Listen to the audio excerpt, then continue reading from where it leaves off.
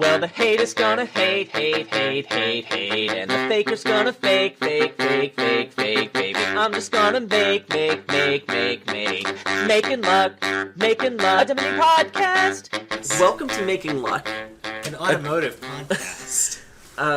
If you're listening to this in the car, first of all, and most importantly, buckle your seatbelt if it's not buckled, right? Yeah, and like if your passenger is not buckled too, make sure you buckle his or her seatbelt. That's very important. Fun fact, in the state of Ohio, at least last time I checked, which I'm pretty sure it's still the case. No, if the driver is 21 or over, if you're in the back seat, you don't have to wear a seatbelt. Oh, really? Yeah. Wow. You still should, though.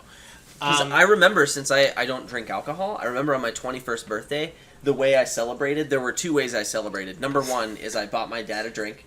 Okay. And number two is I let my cousin ride in the back seat of my car without a seatbelt on while I was driving. Nice, yeah. It was a pretty sweet birthday. I also went to work. I worked at Bob Evans as a server at the time. Nice. I made good money.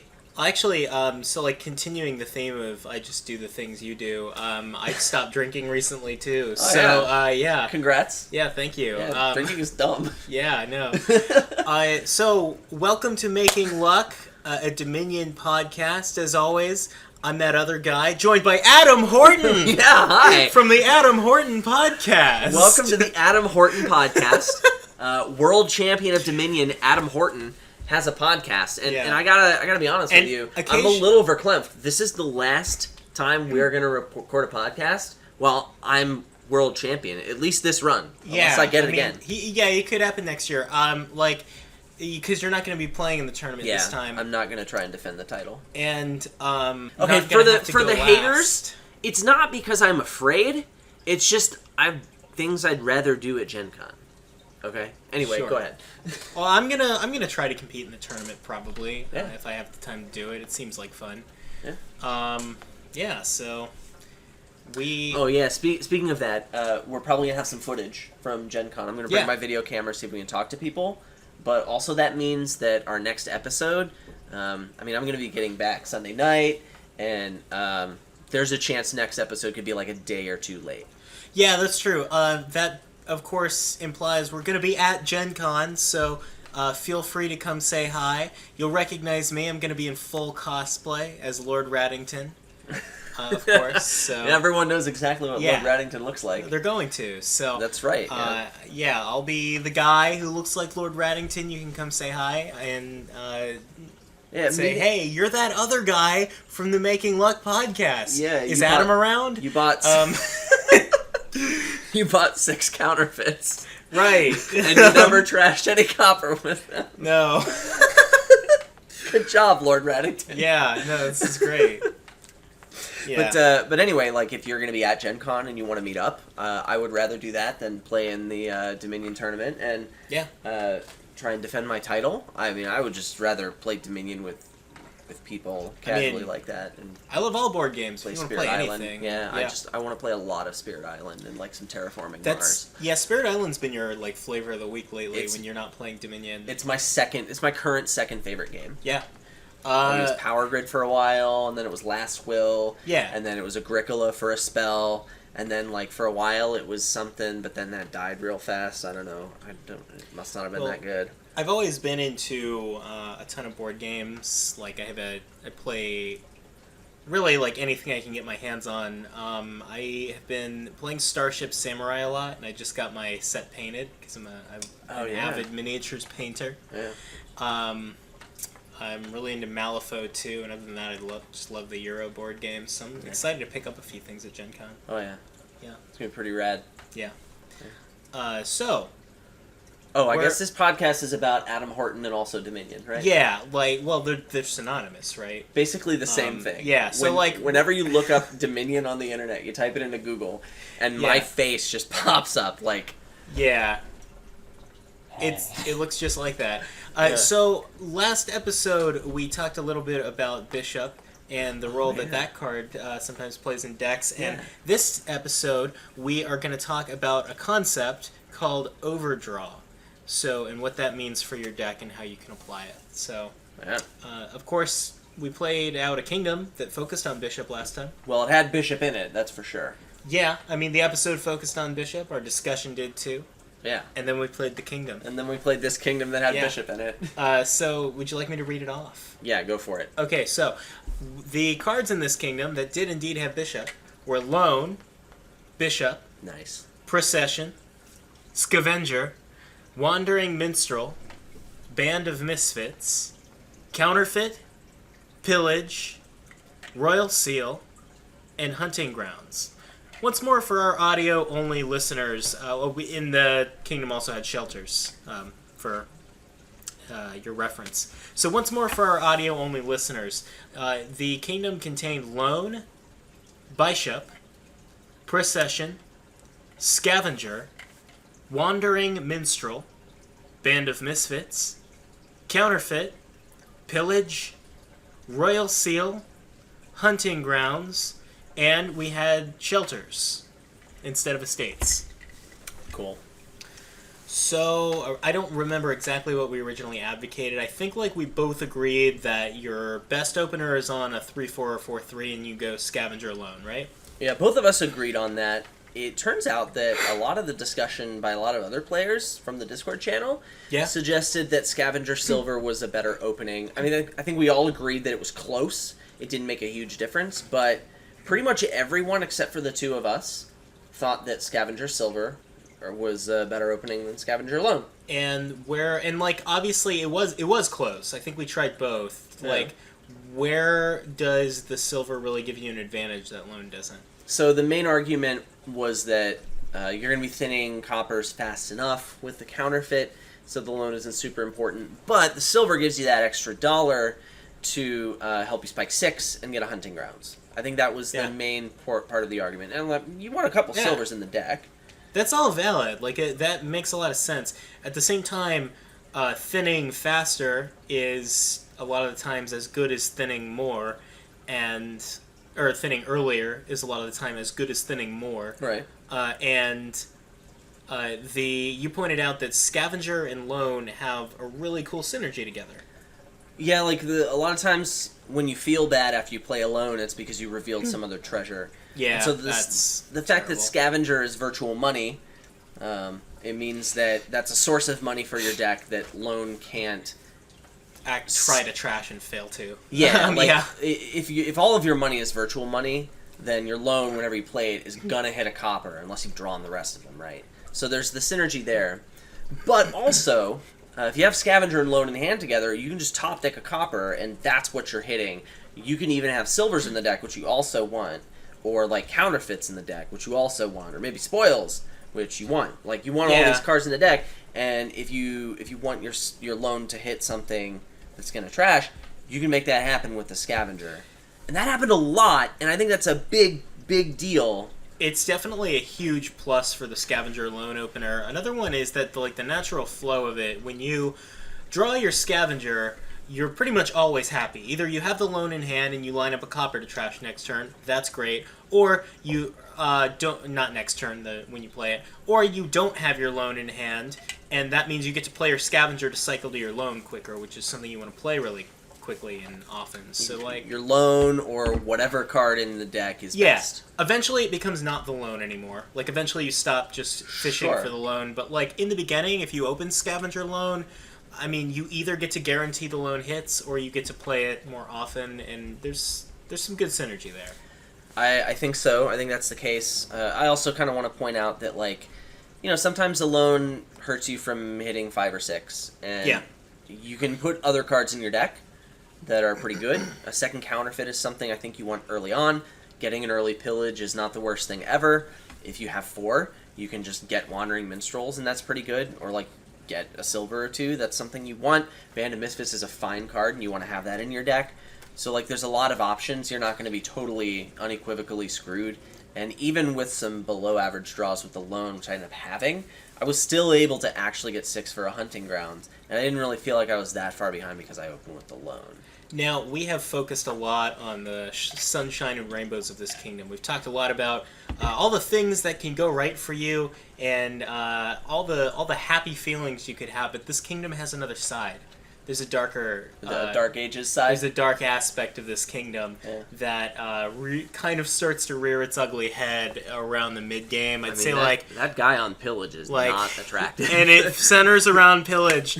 So, Pillage isn't always a super prominent attack, but Pillage was super, super brutal here. So there's a lot of synergy with Pillage. First of all, Procession with Pillage allows you to just trash the Pillage and gain a hunting ground, which is a super great card for the deck. And it gets you 4 spoils, which is also not to be sneezed at. Right. I mean, if you're low on payload, you can just get an extra boost of payload that way. Spoils has this... Yeah, go ahead. Oh, no, I was just going to say Spoils is really good in this deck, especially because you've got your counterfeits and you can double them. Yeah. So Counterfeit and Spoils have a really good synergy. Yeah. And also, gaining Pillages isn't the most difficult thing ever. Because, you're going to have this Scavenger in your deck, and if you have a Band of Misfits and you're drawing a lot, then you can just play your Band of Misfits as Procession, process the Scavenger, gain a Pillage, draw the Pillage, play the Pillage. Yeah, at a certain point, you definitely stop needing that Scavenger, too. So, it's you might as well good to just play the Pillage, you know? Yeah, and, the thing is that this... Whether or not you kick off on this board has a lot to do with the cards you start your hand with. Because you have to line up Terminal Draw with a Village. And, in some combination of those. And so, getting hit with a Pillage kind of makes it so that you're not going to have a good turn. It almost guarantees you're doing something terrible with your turn, almost your opponent gets a free turn if they Pillage you. And that's an exaggeration, but not by much. And then... that means that you're not then building up to have this huge deck that you draw all of and then get a Pillage of your own and do it to your opponent, which means they might just do it to you again. So, you can get into this vicious cycle of whoever gets that pillaging online first. I can keep the other person from doing it, not forever, but for a few turns, and it feels bad. Yeah, getting Pillage is not fun. Yeah, when Pillage is good, it's brutally good. Yeah, I think... I remember when I said Bishop was good on this kingdom, and I think the crux of that was the fact that I just underestimated how important Pillage was, and how much more important Pillage is than Bishop here. Yeah. I think Bishop, whether or not you get a Bishop, doesn't have a whole lot to do with whether or not you win. It's fine, it doesn't hurt you. I went for Bishop one game. You sure did. I did, and I actually won that game because of Pillage. Yeah, it wasn't. Yeah, it wasn't the Bishop though. The things happened to work out with the Pillages, and you thinned more with the Bishop, which definitely helped. Yeah. Yeah. So I don't think Bishop is awful here. It doesn't seem like a pivotal point of what you can do, but you have a Band of Misfits in the deck, and sometimes you've already pillaged them and you realize, I guess the best thing I can do is to trash my Ogi or trash my Hovel because they're not going to get anything out of it. You remember that conversation we had where I was like, if you take out Market Square, I don't even think you go for Bishop here. Yeah, you took out Market Square, and now it looks like you don't go for Bishop here. Yeah.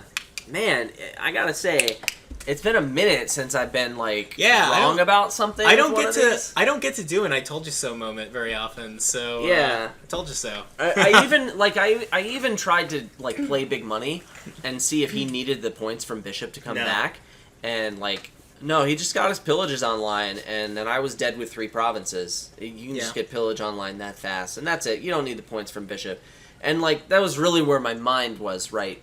Because that's what I was thinking when I said Bishop would be amazing here. But Pillage. Yeah. It was too good. Yeah, it really was. When you can gain and play a Pillage every turn, do that. Yeah. Pillage is a unique attack effect. There's no other attack in the game that does what Pillage does. And, there aren't terribly many attacks that, you can say that about, I think, right?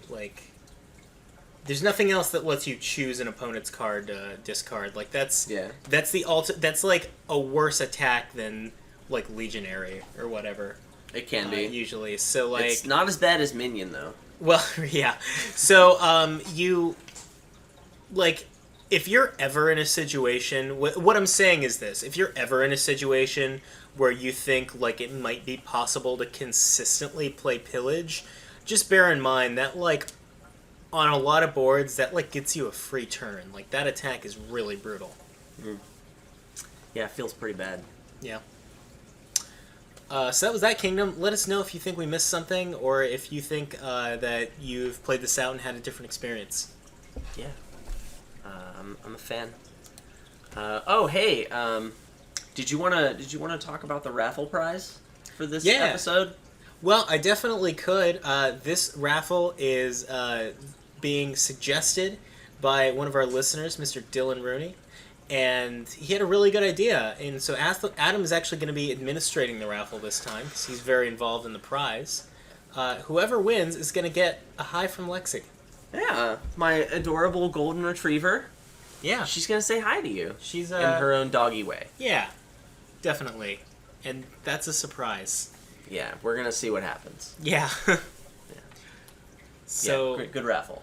I was drawing earlier at work. I was drawing a picture. Yeah. And then I started drawing another picture on top of the first picture. Okay. And you were tracing? No, I was so I was you're not drawing really a tracer. And then I No, okay. I was drawing, and then over that I was drawing something else. So I was overdrawing. Nice one. Yeah. That was pretty good. Yeah, I'm gonna go hang myself after this. But so we're talking a little bit today about Overdraw, and I do want to give credit where credit's due. A little bit of a shout out to Titan Drake, because he wrote a couple of articles recently. It's a 2-part series on the Dominion Strategy blog that I think are really good. You should give those a shot, and they have definitely kind of pushed us toward doing this episode now, and kind of guided a lot of the content that we're going to talk about and some of the points we're going to hit. Overdraw episode's been on the list. Yeah, for a minute. But he did a lot. Now, right? He did a lot of the work for us, is what I'm saying. Well, I mean, he might have done a lot of work for you. I mean, I talk about Overdraw in one of my tutorial videos, so I copy pasted the outline from that. Sweet. So this is a copy pasted podcast. No, making luck. A copy-pasted podcast. No, I mean, like, obviously, we do have our own ideas and spin to put on it, but, like, I do want to point out that a lot of the points we're going to hit are going to be points from Titan Drake's Overdraw article, so if you enjoyed this episode, you should give that article a read, too, if you get a minute, and if vice versa. You're not going to hear this if you're just reading the article, but maybe you'll hear it in spirit, and you should listen to this episode of the podcast, too. I don't really know what you mean by that, but yeah. It's fine. I just started talking, and things happen. Neato. So, a little fun fact. I think I was actually... This means absolutely nothing, but I'm going to share it with you anyway. I think I was the first person to use the word overdraw in the context of a game of Dominion. Were you really? Yep. Oh, yeah. I'm pretty sure I was the first person to ever do that. Nice. A lot of these things happen when you're, like, one of the first people to make Dominion videos. Yeah, you've been around a while. And you also, like, whenever you open your mouth, like, just utter garbage comes out of it. So, like, you're eventually gonna say some of it's gonna stick. You're gonna say some things that no one said before. And just by the sheer volume of what you're saying, like, some of it's going to catch on. Like, there's Overdraw. It's a numbers game. There's terminal space. It's like dating. Yimyosel. Yeah. Some of those catch on quicker than others. Yeah. And some of them are ahead of their time. Maybe. Yeah. Like, you can get your business done. Yeah, that one's ahead of its time. It hasn't really found its day yet, but Overdraw has. So, when we talk about Overdraw, one of the things that we're really talking about is when it's going to happen like in the middle of your turn usually, where you've got your hand and it consists of your deck and your discard pile. Those are empty, and then somewhere in your hand you've got the capacity to draw more cards. So like you've got your deck in your hand and you have a village or whatever, and that says plus card on it, but you don't have one to draw. That's overdrawing by 1. Yeah, so like when something gives you plus cards and you don't have anything to draw, that's Overdraw. Yeah, and just like in Yu-Gi-Oh, you do automatically lose the game as soon as that happens. Yeah. So, good podcast. This was really good. Yeah. So the next chapel. Chapel. Yeah. So yeah, like Overdraw, it's wasting, right? Like if you had anything, you would have rather drawn like a copper, because then you'd have a copper, right? So I mean, there's not it's not always a great thing to overdraw unless there's some kind of context to go with it. Fortunately, there's frequently some context to go with it. Definitely. And understanding that is important. There are certainly ways to utilize overdraw to your benefit, but as Adam alluded to, it's essentially an inefficiency of some kind. Like, when you have the ability to draw cards and can't do that, you would probably like to have some cards that you could draw and get some value out of. Yeah, I mean, you probably don't want to waste if you want to be building the best deck the best way possible. Mm-hmm. However, it's not quite that simple. Yeah. There are a lot of reasons why you would want to overdraw and have it not be the worst thing ever. Yeah, so like when we talk about overdraw as a characteristic of your deck and as a characteristic of your turn, we can kind of maybe talk about two different things. Like when you are thinking about overdraw in the context of what your deck looks like, you can think about the number of like stop cards you have versus the amount of cards that draw cards and think like, okay, my deck is quote unquote thin enough that it overdraws by 5, and that's an overdraw that your deck has.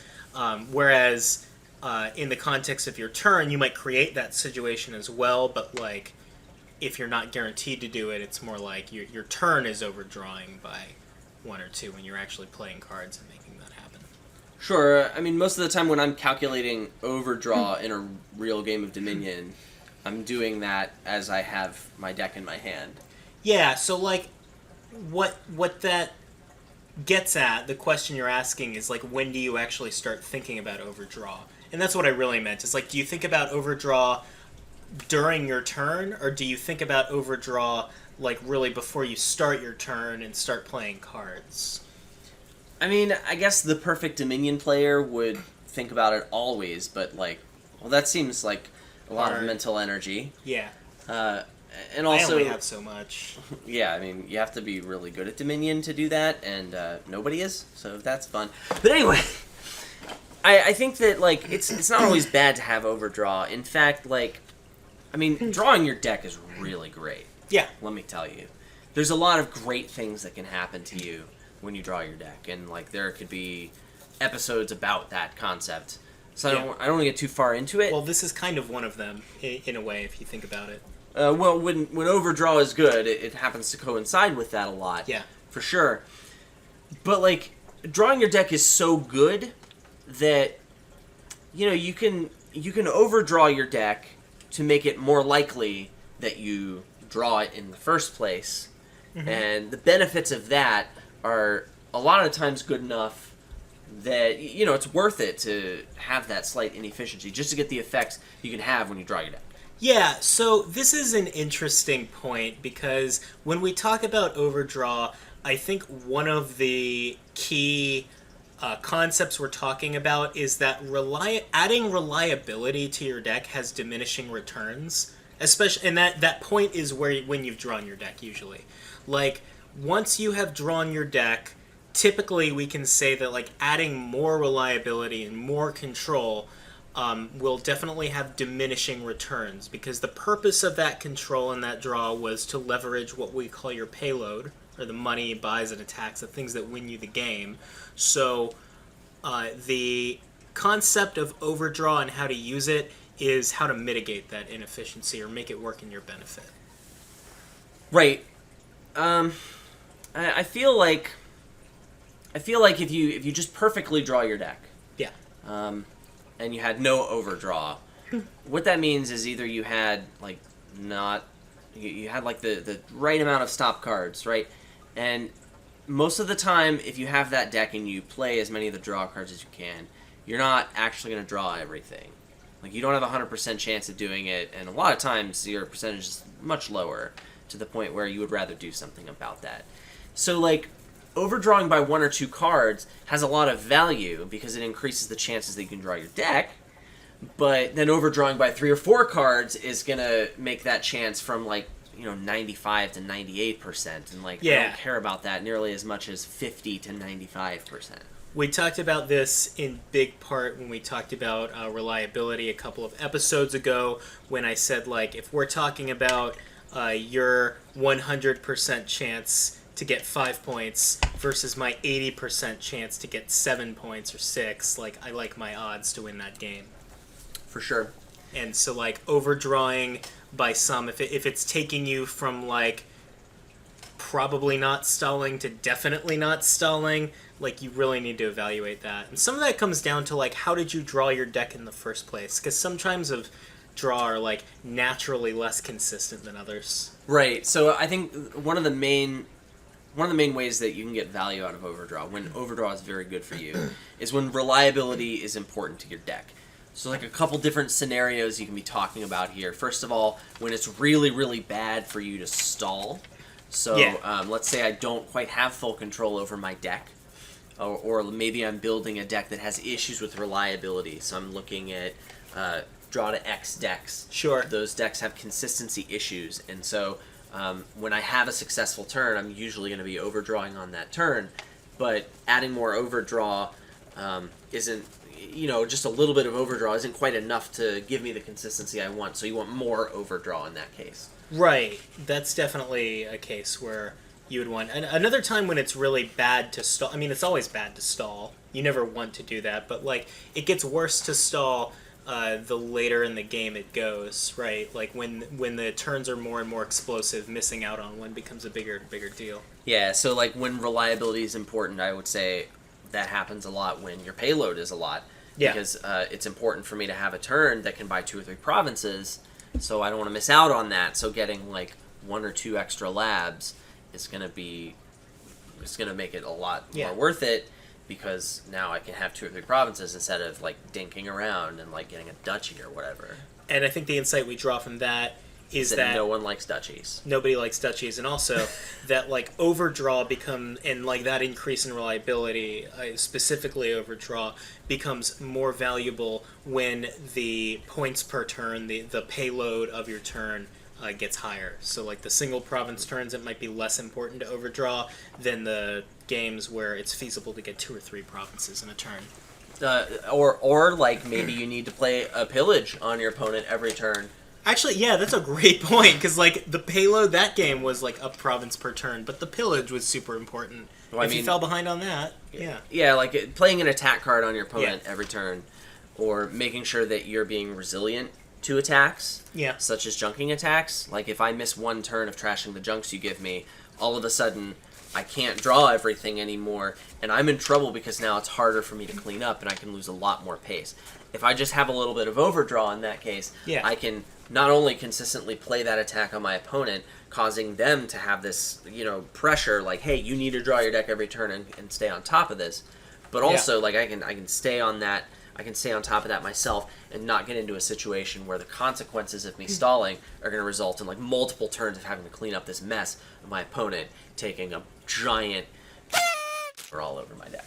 That's very true.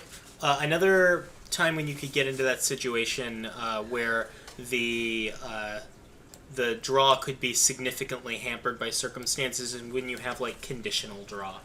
Like, if you are drawing your deck with City Quarter, that's great. I'm happy for you. I really am. Good for you. But now I'm playing a militia. And now it's really hard for you to draw your deck with City Quarters, so, like, you probably wish that even though you drew your deck that one time with City Quarter, and it was, like, you overdrew by, like, 3 or 4, like, that doesn't necessarily imply you're going to do it again. So always be thinking about how did you get that draw in the first place, and what are factors that could threaten it. Yeah, so City Quarter is a great example of this kind of situation. The other main offenders here, well, I guess they're not offenders, Scrying Pool and King's Court. Yeah. So, like, these are the kind of cards that when you do draw, you're going to overdraw, because these can draw 1 billion cards, right? Yeah. So King's Court, obviously, with something else. But. Sure. But, like, I'm not getting more copies of these cards in order to draw more cards. I'm getting more copies of these cards to increase the odds that I have them in my starting hand. Yeah. And that serves a different purpose. That's more speaking towards consistency and less towards overdraw. So, like, overdraw is more okay there because, I mean, you're still getting value out of that effective overdraw, but it's not like the number of plus cards that you can handle that aren't in your deck. That's not the way you measure it. This is just another type of situation where you're looking at Overdraw, and it's okay for this reason.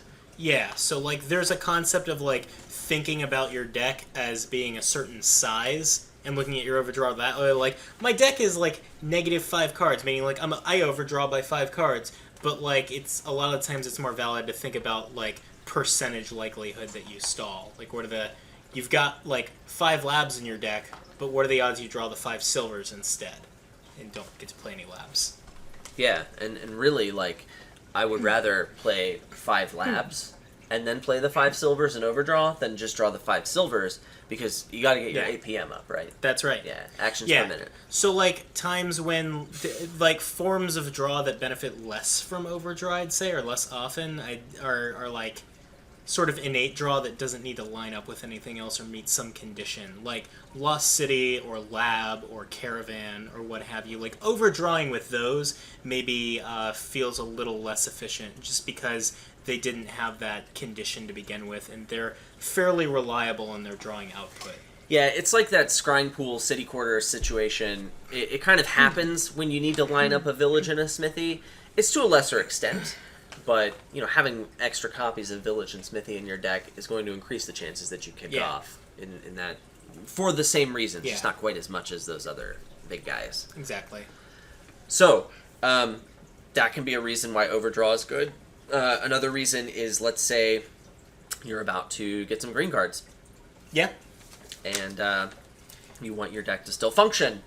And so, I mean, the ideal way to build that is to... I mean, you're going to buy green cards and you're going to buy draw cards, and you should put the cards that are good for your deck in your deck first before you put the green cards in your deck, right? High-level Dominion. Yeah, so, like, that's a situation where Overdraw is okay. Yeah. Because you're going to fill it, you just haven't done it yet, and sometimes that's just what you got to do. Yeah, like that, and that doesn't necessarily just apply to point cards. I mean, I think it comes up, like, in a more illustrated way with point cards, but remember that anytime you're improving your deck's capacity, like by adding stop cards, like whether that's its capacity to win the game by having more points, or capacity to make more money, or what have you, you're losing a little bit of reliability in some respects. So, like, adding Overdraw to that balances it out and keeps your deck performing up to standard, even in the face of these cards you're putting in. So that's true to a certain extent, but I want to caution you, and this is something I see a lot of people do, and they don't necessarily realize it. So they're building their deck, they're adding payload, right? And they're in that situation where it's you're adding a little bit more draw, and you're adding payload that you can draw, right? And the tendency is to stay on top of that by, like, overdrawing by 1 or 2 cards every turn, kind of like we talked about earlier. Yeah. If it's not the case that there is a very important card that you have to play on every single turn, or maybe your draw is finicky or something like that. Yeah. If none of these reasons are applicable right now, then we come back to the first thing we said. Like then like you're not really getting that much of the benefit of Overdraw, and that inefficiency can cost you. It can be better to exactly draw in that situation. Give yourself the chance to have that high roll turn, but know that, hey, you know, if I don't draw everything, if I'm 1 or 2 cards short, then not only have I top decked a draw card for next turn, which can be good, it's neutral at worst, but also, like, that's still just as good of a turn as if I had built towards Overdraw and never put that payload in my deck. Yeah, so actually, this reminds me of when you talked a little bit about the Hermit Market Square combo, both in your the article and the episode. One of the points you made is that, like, you don't have to literally draw everything and get all the provinces in one turn. You can just get a decisive lead and then draw a lot and get, like, 1 or 2 of them. That's a lot of the time the same case when we're talking about Overdraw. Like, you can speed yourself up by activating a little sooner and, like, eschewing that Overdraw if there isn't something really important that you need to Overdraw for. Yeah, just make sure that whenever you Overdraw, there is a reason for it. Like in this case that I just described, there could just very well not be a good reason for you to have to Overdraw. But, you know, if reliability is important, if your draw is finicky, if any of these things apply, yes, go for it. It's great to Overdraw by 1 or 2 cards. Get the deck in the hand, plan your turns ahead. Like, this is a really great thing to do. But in the absence of that reason, just make sure you have that reason.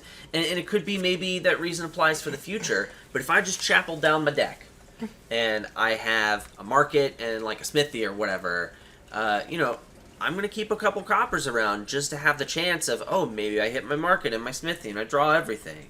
Like, just think about giving yourself the chance to high roll, and then what you lose if you don't have that. If the answer is not that much, then don't overdraw. Right. Yeah. Anyway, that was a rant I had. Thanks for listening. So, I'd say that we have kind of focused on, even though they're good, the boring aspects of Overdraw, but there's something a lot sexier that you can be doing with your Overdraw. Something a little more forbidden. Oh, yeah? So you know how when you're teaching players the game, like, new players always, like, somebody who's, like, brand new, just walking into Dominion, they're like, oh, this card says gain a silver, and they pick up the silver and put it in their hand, and they try to play it. That would be really good if that's how that card worked. That would be OP. Yeah. So, if you're overdrawing, though, and you have something that gains cards, and you can keep drawing, a lot of the time it gets closer and closer to being that. Turns out that's really good. It's kind of amazing. Yeah. Gain and play is what we're talking about. Yeah, when you gain a card and get to play it on the same turn. Yeah, the name comes from the idea that you gain the card, and then you play the card. Yeah, from the Latin gain and play. Yeah. Yeah. The linguist. Yeah. Nicely done. Yes. Yeah, it's really good. Okay, Try to do it. I don't know what else to say. I can say a lot. All right. So, like, we had episodes about per session and develop already. Yes. And, those benefit a lot because you can gain and play. Those can gain you a lot of cards. Great value, A+. These are the prime examples. But, like, just playing a workshop and gaining a silver and then drawing the silver, super great, right? Yeah, if the card that you're gaining and playing, by the way, isn't named, like, something that gains a silver is pretty good for this purpose, if it just names silver, but if something says, like, gain a card costing up to X, that's really versatile, because, like, you've got your deck in your hand and you know what the best card is, and you can just gain the thing that's best for it at the time. For sure. And, like, this can influence the way you build your deck and the way you play your deck. So, like, there's this rhythm you can get into where you start your turn and you're overdrawing. You can draw 3 more cards than what's in your deck, for example. But you draw what you have, and you still have a little bit of draw in hand.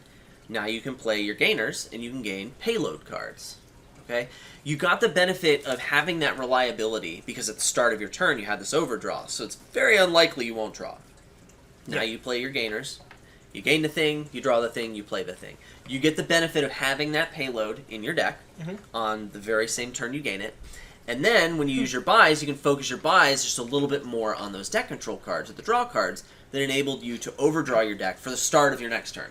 Yeah, and the gains from that are multiplicative, too, because, like, it's permanently increasing the payload of your deck. Right, and, like, if this is not fast enough for you, you can gain gainers and play them. Like, you can increase your payload basically as fast as your draw can handle it.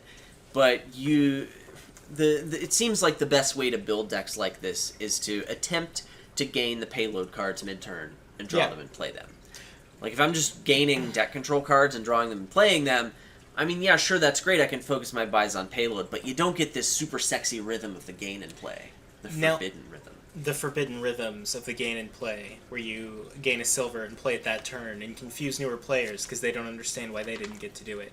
But the thing is that this, unless both of you could be doing that, right? Like, if the tools are there for one of you to do it, your opponent could theoretically be building that same deck. But if you get ahead on that, and you get to the point where you are gaining and playing cards that same turn a little faster than your opponent, I want to remind you again that the payload increase is permanent to your deck, and it lets you keep doing it more, and it can be multiplicative.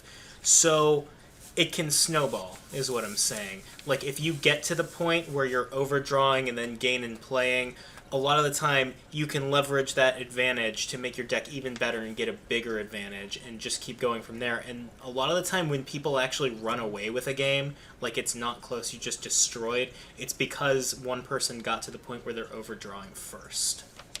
Yeah, I mean, when you're building a deck like this, your priorities in the early game are to, quote, get your draw up, or maybe achieve perfect deck control by being able to play all your cards. Line up your business, yeah. Yeah, line up your business.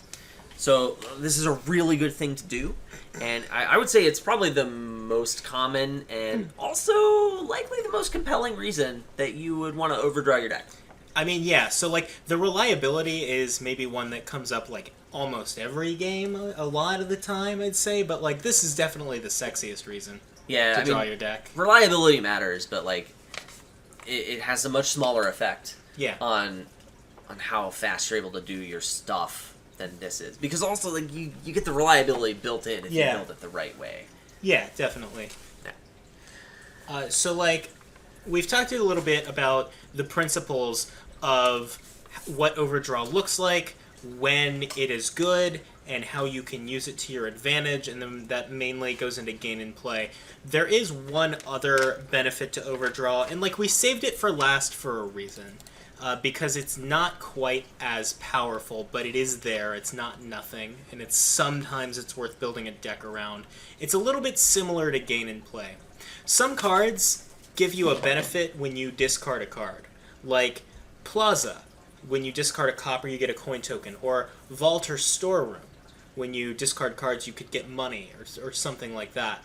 And if you are overdrawing and you have those cards in your deck, or Artifice or whatever, you could theoretically discard, or Tournament is a great example. You could theoretically I'm just going to name all of them. You could theoretically discard the same card multiple times.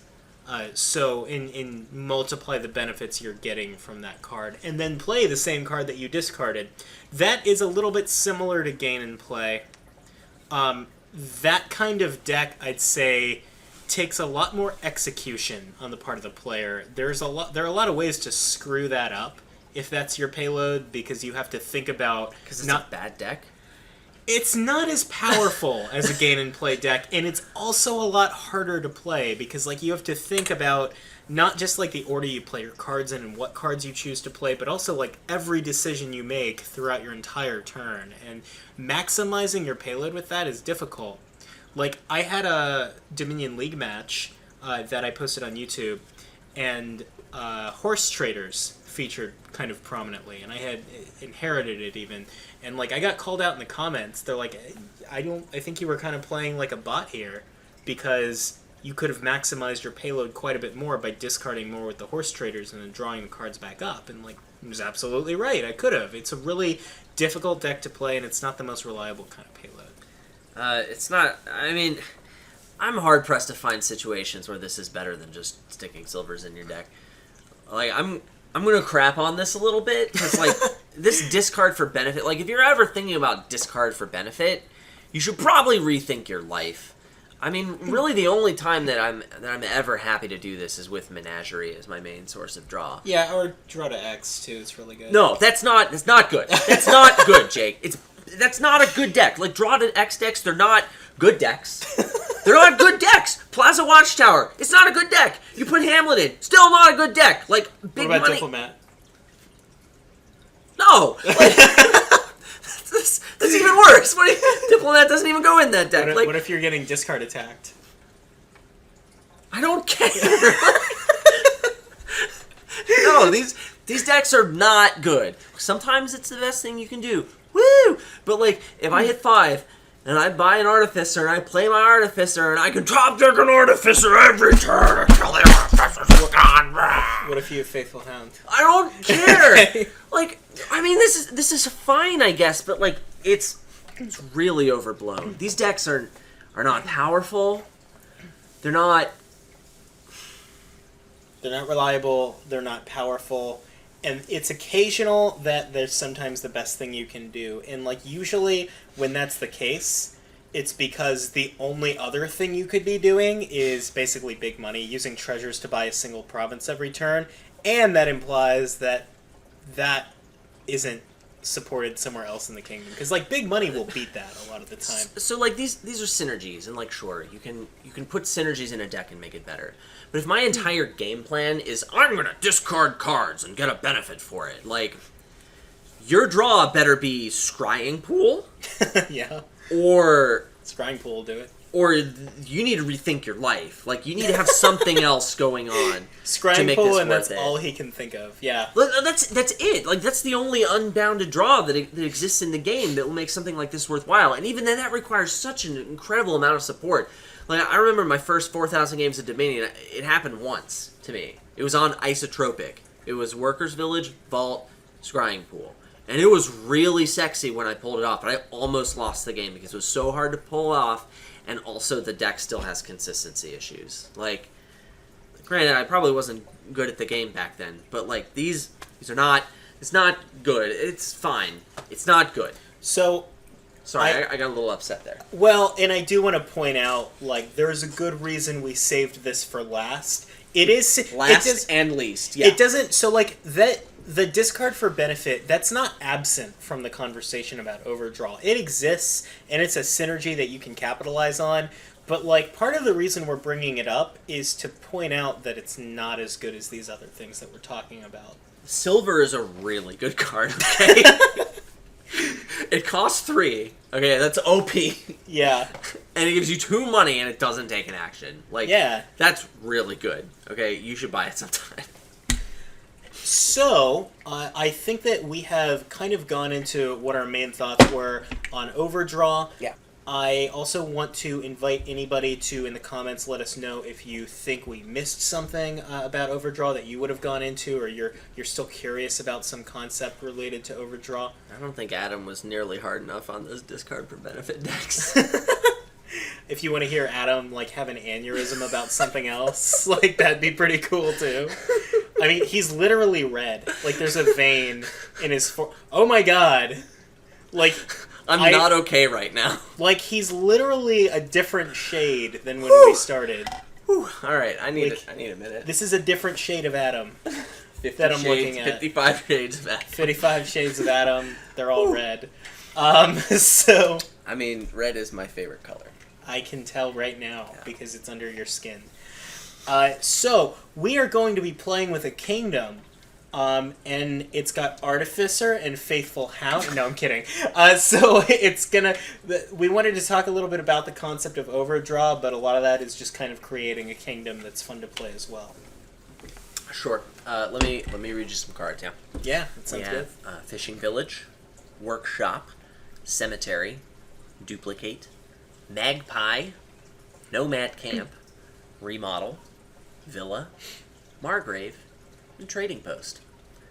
Once again, for our audio-only listeners, Fishing Village, Workshop, Cemetery, Duplicate, Magpie, Nomad Camp, Remodel, Villa, Margrave, Trading Post. Yeah, so... I'm perfectly calm right now. Yeah, he seems really calm. I feel great. He's getting back to his beige self. And so, so yeah, like, let's talk about the Overdraw here first, and, like, the things that you might be capitalizing on with it. There's Workshop right off the bat. Yeah. Yeah. And Remodel, too. Yeah, it's pretty rad. So, like, I'm really looking at, like, Remodel and Workshop. Cemetery is really good to thin with. You could Workshop a Cemetery and make it easier to trash cards, especially treasures that you might have otherwise had to use to buy Cemetery. Dat synergy. And then if you draw your deck, you could remodel the Cemetery into a gold or something, or a Margrave. Call a Duplicate! And you could get an extra gold. And play a Magpie to draw both the gold! Ha! Adam's doing it in his, like, this is better than it sounds voice, but it's really good. Like, that's a thing that you could do related to Overdraw, so there's a reason to build up a lot here in terms of villages and Margraves. I certainly think it affects the way you build. Yeah. Because it's so easy to just shove payload in your deck that you can just really get aggressive when you're thinning. Yeah. And then just shove a Duplicate on the mat and get a whole bunch of draw. And then, like, all of a sudden, you can have this turn where you get, like, a buttload of payload and you're fine, right? Yeah, like, you might end up building to Overdraw here, too, because of Villa. Not because Villa rewards Overdraw, but because Villa makes it so rewarding to just shove a bunch of terminal draw into the deck in the first place, because if it doesn't work out, you can buy a Villa and play your turn out anyway. So, like, you might end up building a deck that overdraws even without that plan in mind, I'd say.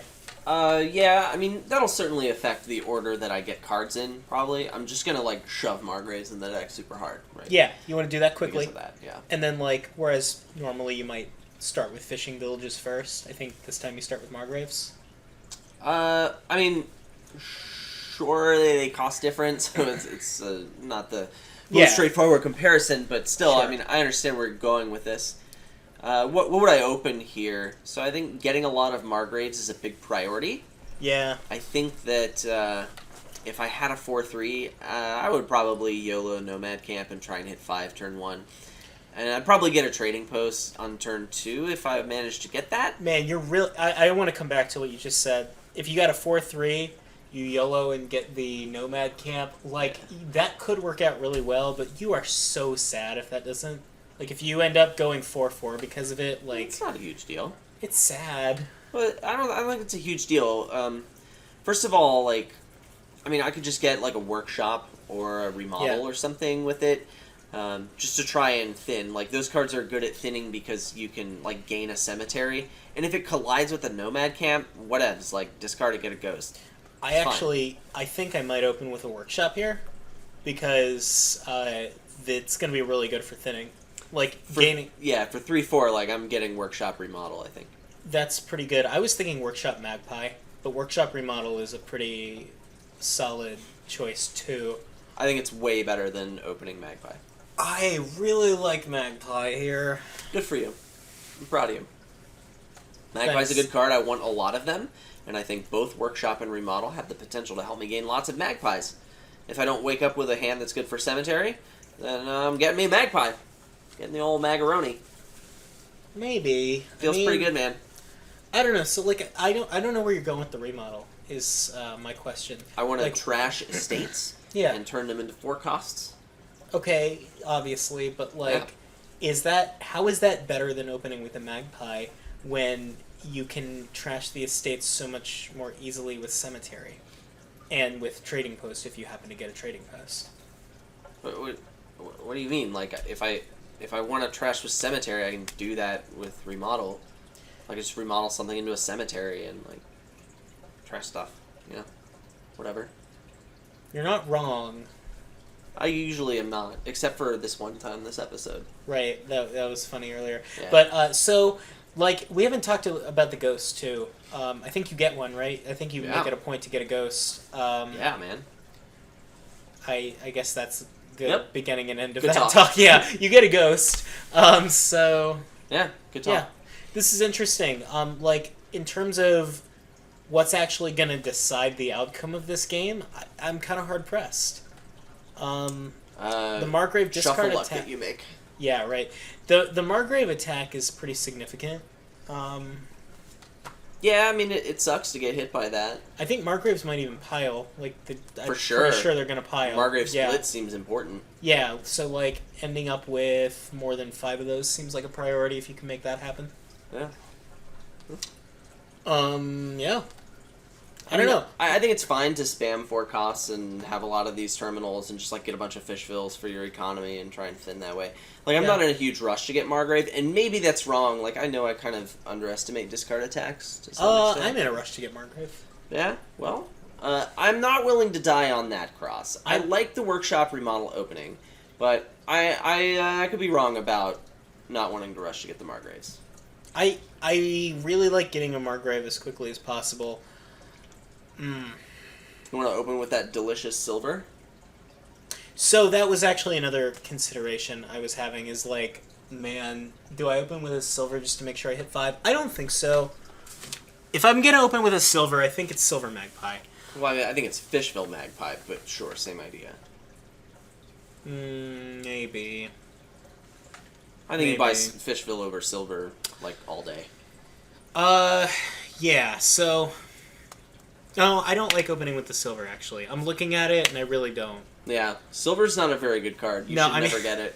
No, like, because there's, like, the Magpie, and possibly even the Fishville, are good enough at hitting 5 by themselves that, like, I don't think you need the silver, and it's not that the silver's not good for what you want to do, which is hit 5, but it's just that there are other cards that are helping you more, so... Yeah. Yeah. Yeah. Anyway. Yeah. Let us know what you would do on this kingdom. Would you rush to get Margraves? Would you open with a Magpie over Remodel? Let us know in the comments, and we're going to play this out over the next week. Yeah, so if you want to get a hold of us, you can go to adamhorton.com. There's a blog there with some forums and links to all of the ways you can get in touch with us. You can hop on the Discord channel. Yeah, the Making Luck Discord server. Yeah, you can, if you're watching this or listening to this on YouTube, just leave a comment there. All the links will be in the description of the video.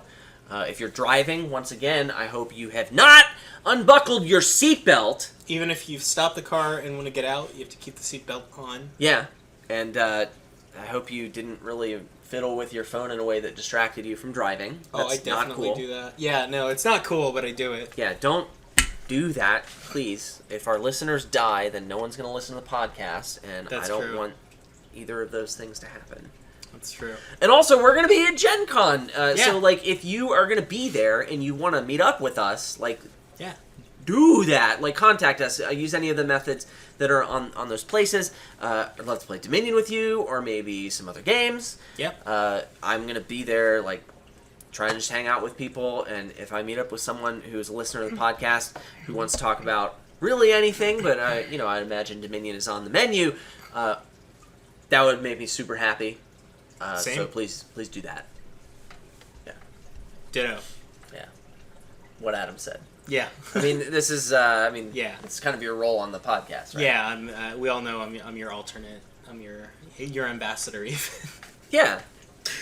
I mean, whenever I want something done, I'll go do part of it, but, like, if it involves posting on FDS, then I'll just make you do it. Yeah, no, like, and similarly, if you ever hear me say something, you can know it's really Adam talking. Yeah, or the Dominion Discord, right? Because I can't be bothered to go on those places. I'm just too amazing of a person. Yeah, so that's why I'm here. As world champion, so I got, like, a secretary I'm the to glove. help me out. Yeah, no, this is great. Just for him to do as everything always, that I can't be bothered to do. As always, thank you for listening. I'm the other guy here with Adam Horton from the Adam Horton podcast. World champion Adam Horton. World champion Adam Horton, consumer of the fine arts, and probably a doctorate in something at some point. I only have a master's degree. Oh, all right, so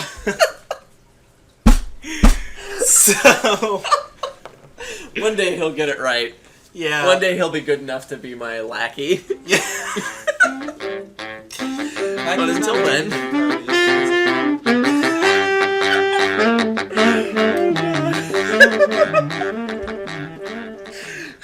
Minion.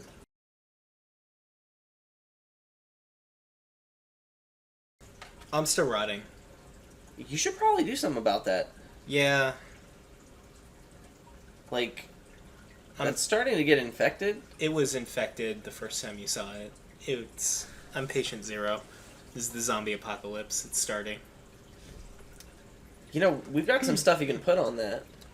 I think that ship has sailed. I think, like... What? No, not like I'm gonna die. Like, although, who knows, right? Any of us could die. We're all dying inside. I'm constantly. probably not going to die directly from this, because, like, I think that the bulk of the infection has been fought off, and now I'm just healing. It's gonna leave a scar, but I'm gonna hard disagree with that assessment. What, you think it's still infected? I feel like you need antibiotics right now. Well, here, feel it. No, I'm not touching it. It's warm. I bet it is. Yeah, I believe you. I'm probably not going to die directly for reasons related to this, unless it distracts me while I'm driving and I swerve off the road. That's still not direct. That seems indirect to me. It's okay, yeah, well, like, it would be like texting at that point, right? Like, you would say, like, you died directly because he was texting and driving. This would be like he was checking out his wound and driving. Okay, I guess when you put it that way, yeah, don't check out your wound and drive. Or text and drive, or drink. If you're driving, you should focus on that. That's the moral of this podcast. Welcome to Making Luck. An automotive podcast. If you're listening to this in the car, first of all, and most importantly, buckle your seatbelt if it's not buckled, right? Yeah, and like if you